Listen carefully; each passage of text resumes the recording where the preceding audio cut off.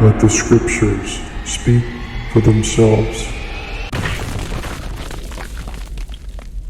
No, yeah, so for me, I'm going to take this screen to Daniel 7 real quick. I'd love to unpack two of these things. I'd love to unpack the kingdom of God as prophesied of coming from the final beast in Daniel chapter 7, verse 23, and those, I think, through verse 27. I'd love to talk through that, and then after that, maybe talk a little bit about the 70 weeks prophecy. But for me, I'm of course, am just now finishing up teaching through Mark. And when I got to the Olivet Discourse, which I want to bring up and ask you one question about a section of verses there. There's so much we could talk about. I won't hold you for 10 hours to walk through that whole thing with you. But what was interesting is I get to comparing the Gospels, right? So I'm studying, teaching through Mark, trying to stay in there, but also referencing Matthew and Luke because they sometimes add additional details. And I get to a certain part where Luke is saying that Jesus tells them to go understand the prophecies of Daniel, right? And Mark doesn't record that. Mark's gospel is the shortest. And so I'm like, well, what does Daniel have to do with this? So I've always stayed super far away from eschatology. I was so busy studying soteriology, or the study of predestination salvation, for years that I knew it needed attention, but I just knew that I didn't have the time or the energy. It was going elsewhere. So after I've kind of sorted through that, I'm like, okay, maybe it's time for me to start dealing with some of these issues, especially since I'm teaching through Mark, and I kind of need to, right? And so I got to kind of that section, and yeah, so back to what you were saying, I started to see, like, we get to Daniel, and everyone, I like to joke around and say, is running to their proverbial end times charts, and they're like, well, it means this, and this other goes, well, it means this, right? And it's just all over the map, and so I'm just like, what is going on here? This is the most allegorized, construed text. It's got to mean something objectively, right? And I see like 20,000 different interpretations. So that got me studying Daniel, which led me to record all those videos of overviewing, Daniel's prophecies, chapters 7 through 12. And then, which I stumbled across your content. And as we've talked before, Bruce Gore and some other different Bible teachers on YouTube. And then finally, after that, I came back to the Olivet Discourse and taught through that. But I'd love to talk to you, David, about this final beast that, according to Daniel chapter 7, which I'll pull up here on my screen so everyone can see. But my understanding, I'd love to share a little bit and then hear your thoughts and let you speak on this. But what I read over and over when I was studying through Daniel, and again, all that content's on my channel if you're looking for that on a playlist. But the way I understood it is we have four beasts. We have this first beast, which, and correct me if I'm wrong, David, you might need to help me out here, but we have a lion with wings, which is describing in the dream, symbolically, the Babylonian Empire. And then secondly, we have this bear with three ribs in its mouth, which is three ribs, many scholars would say, is symbolizing the three kingdoms that gobbled up to form what's known as Medo-Persia for the second kingdom. And then this third beast, of course, Daniel's living in the time of the first beast, and then the rest of the beasts are future prophecy for Daniel back in his day. And then the third beast is this four-headed leopard, which we now know, looking back, symbolizes Greece. And there's other prophecies concerning the ram and the goat, which we look back to see as Alexander the Great. And then there's this fourth terrible beast with seven, is it seven horns? 10 heads, 7 horns? Is that right? I have to look here. It's a dragon. Yeah, there's lots of horns. Yeah, horns. It's just like this phenomenal 10 horns, beast. it says. 10 horns, okay. In verse 7. 10 horns. Another little horn came up, or among those 10 was a little horn. And yeah, that's right. Yeah, so that's where we are. Sure. So the fourth beast is this thing, and again, Revelation describes the beast of Revelation is described identically to the beast of Daniel, which is just an interesting note. We'll leave that alone, but it's described the same way. It's 10 horns and 10 kings. But anyways, the verse that really stuck out to me when I was studying Daniel is this. If you'd like, I'll just read this, and I'd love to get your thoughts on all this. I know I've been rambling for a little bit. So chapter 7:23, it says, "This is what he told me," and this is the interpretation of the dream from the angel. "This is what he told me. The fourth beast means that there will be a fourth kingdom on earth." Again, Daniel's living in the first kingdom for our listeners. That will differ from all the other kingdoms. It will devour all the earth and will trample and crush it. So it's unique in that this world empire will really span the whole known earth at the time. Verse 24, "The 10 horns mean that the 10 kings will arise from that kingdom. Another king will arise after them, but he will be different from the earlier ones. He will humiliate 3 kings. He will speak words against the Most High, which we take to mean as God. And then he will harass the holy ones of the Most High," which could mean angels or people, but given the context, seems to be people because they're living on the earth. "He will harass the holy ones of the Most High continually. His intention will be to change times established by law. They will be delivered into his hand for a time, times, and half a time." So in just a second, I'd love to hear your thoughts on that. But there's the year, 2 years, and then half a year. I'm going to take that to be a 3.5 year period. And he says, "But the court will convene, and his ruling authority will be removed, destroyed, and abolished forever." And then the last verse, 27, "Then the kingdom, authority, and greatness of all the kingdoms, of the kingdoms under all of heaven will be delivered to the people of the holy ones of the Most High. His kingdom is an eternal kingdom. All authorities will serve him and obey him." And so for me, the way I clearly understand it, it's okay, there's some eternal kingdom that's supposed to arise out of this fourth beast. And I'm like, if we don't interpret this as the kingdom of God, as Jesus' first preaching message, "Repent, for the kingdom of heaven is at hand," if we don't take it as that, what in the world would this be talking about? So anyways, I'll be quiet and let you talk, David, but I'd love to hear your thoughts on that in the 3 I year can't period. answer that question because to me, that's definitely what we are talking about here.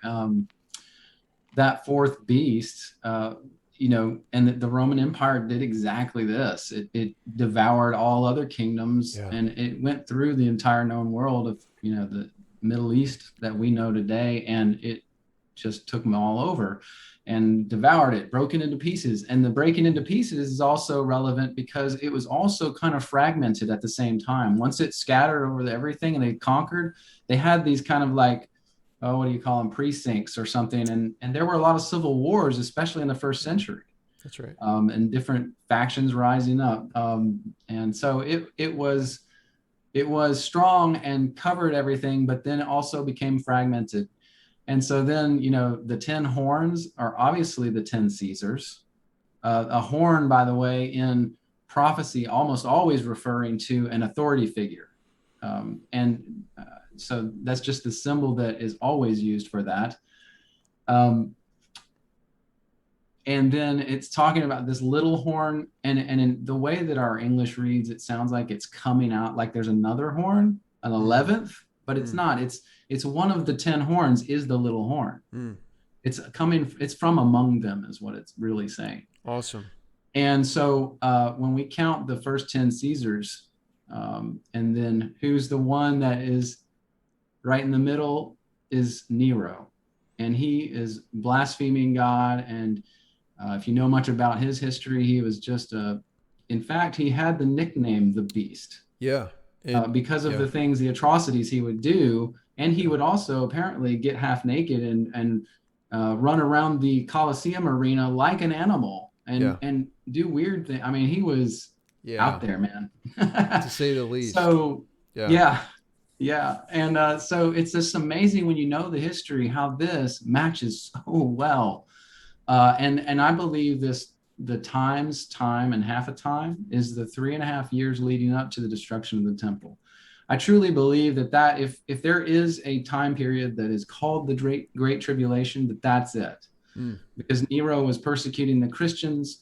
They were not only Christians, but Jews were being slaughtered. It was horrific and terrible. Yeah. And then that ends, and God consummates it. He brings it to an end in the judgment of the temple, and all of it is destroyed. The judgment of the temple actually happening on the day of a feast of Saturn. Yeah. If you can believe that. Yeah. And so it was almost like a slap in the face to the gods of Rome now there's a new authority in town, and it's Jesus Christ.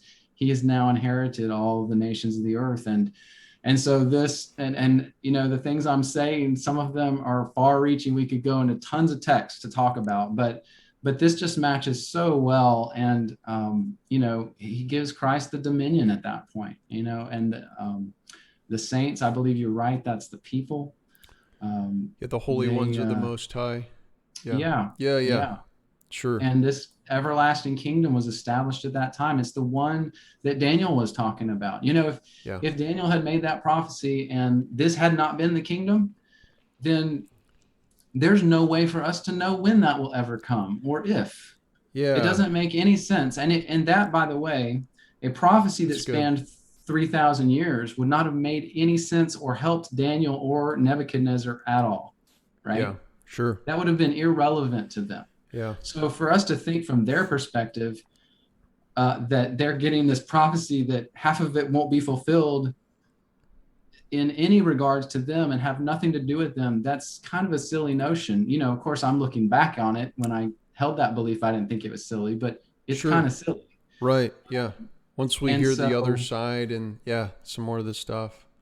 Yeah, just some common sense comes into play there. God gave this to Nebuchadnezzar and Daniel for a reason. And I think the reason I'm saying Nebuchadnezzar is because if we jump back to chapter 2 and we have that statue, right? It's right it's there. The same kingdoms. It's it's a mirror of this one in Daniel 7. It's the same prophecy, really. There's the gold head, the silver arms and torso, the bronze and the iron, that's Rome. And the iron mixed with clay in the toes, that's the fragmented nature of the kingdom of Rome right before 70 AD. It started out strong, but it got weak towards the end. Yeah. And then Christ came in and did everything, right? And so it really matches up nicely when you start to understand this. Yeah, I wanted to bring this up and hear your thoughts on this, David, because I'm sure, man, I would guess that 99% of people that would even watch this video are all coming from a futurist perspective. I've really not met many people. I've got a few seminary buddies that they're like, I don't see Revelation as future, and they've just exhaustively studied the scriptures. But we both know that, the mainstream idea in good Christian Bible believing people is something totally different, right, than what we're saying today. But I want to get your thoughts on this. On a couple things, but the first thing I'd like to bring up is one of the things that was really challenging for me, particularly studying the Daniel prophecies, and like you said, chapter 2 and 7 through 12, because they're all talking about the same thing. But one of the things that was challenging is, okay, if we're holding to a future world empire, world government, a fourth beast, right, if you will, what in the world? Like Rome, everyone would agree the first one's Babylon. Everyone would agree the second one, for the most part, is Medo-Persia. Everyone would agree unanimously that Greece is the third world empire. That's not really debated. I was actually surprised that it's not. When I was researching it, I found just about unanimous consensus here. And then everyone projects the fourth beast. And I'm like, okay, Rome was the biggest world empire that's ever existed in human history. And are we just to say that just drop it, like it doesn't come up anywhere, I mean, that for me was one of the harder things with Daniel and trying to twist everything to future, is that we have to discount the greatest and largest world empire that's ever existed.